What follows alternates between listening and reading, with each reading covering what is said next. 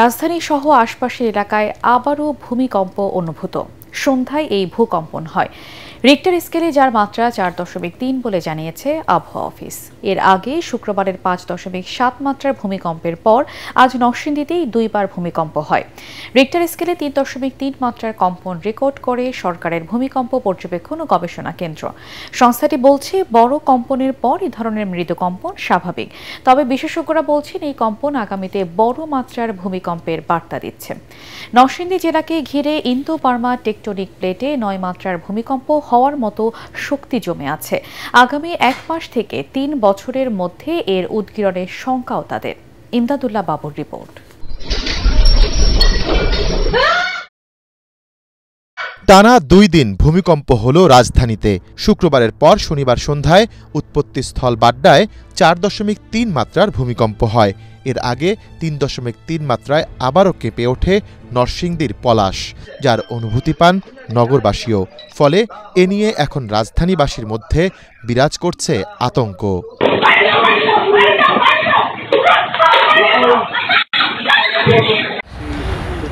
আবহাওয়া অফিসের ভূমিকম্প পর্যবেক্ষণ ও গবেষণা কেন্দ্রের ভারপ্রাপ্ত কর্মকর্তা রুবাইয়াত কবির বলছেন, কম্পনটি শুক্রবারের ভূমিকম্পের পরবর্তী প্রতিক্রিয়া। আমাদের এই রিজিয়নে অনেকগুলো বড় বড় ফল্ট আছে, সবকিছু মিলিয়ে কিন্তু এই অঞ্চলে একটা বড় ভূমিকম্পের ঝুঁকি রয়ে গেছে। একটা বড় ভূমিকম্প হলে এর থেকে কিন্তু আসলে আপনার সঙ্গে একটা বা দুইটা হবে, বিষয়টা এরকম নয়। অনেক সময় একটা বড় ভূমিকম্প থেকে সিরিজ অফ আফটারশক হতে পারে। আমরা দেখেছি যে নেপালে যে ভূমিকম্প হয়েছিল, সেই ভূমিকম্প থেকে হাজারের উপরে আফটারশক হয়েছে। বাংলাদেশে ভূমিকম্প নিয়ে প্রায় 35 বছর ধরে গবেষণা করছেন ঢাকা বিশ্ববিদ্যালয়ের সাবেক অধ্যাপক ভূতত্ত্ববিদ ডক্টর সৈয়দ হুমায়ুন আখতার।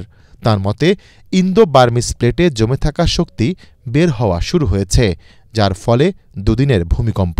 ইন্ডিয়া প্লেটটা বার্মা প্লেটের নিচে তলিয়ে যাচ্ছে। যে ভূমিকম্পটা হলো সেটা হচ্ছে একদম এই সংযোগস্থলে, নরসিংদী যে ঘোড়াশালে হলো, এটা হচ্ছে এই সংযোগস্থলে এটার অবস্থান। যে পরিমাণ শক্তি এখানে জমা হয়ে আছে তার অতি ক্ষুদ্র হচ্ছে গতকালকে এটা বের হয়েছে, বাকি পুরাটাই হচ্ছে শক্তি জমা হয়ে আছে। হুমায়ুন আখতারের গবেষণা বলছে, আগামীতে নরসিংদী, শীতলক্ষ্যা নদী এবং মেঘনা নদী ঘেঁষা এলাকাতেই হতে পারে 9 মাত্রার শক্তিশালী ভূমিকম্প।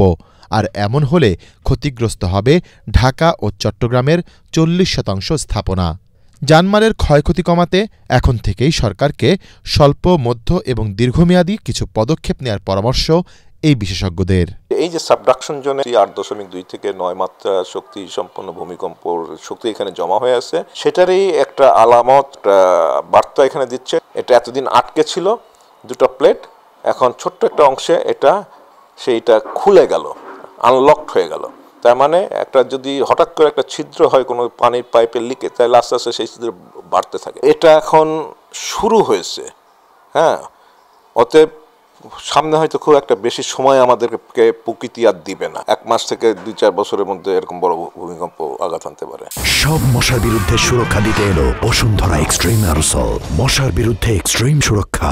নিয়মিত ভূমিকম্পের মহড়া করি, তাহলে এই অনুশীলনের মাধ্যমে আমাদের মানসিক মনোবল বৃদ্ধি পাবে।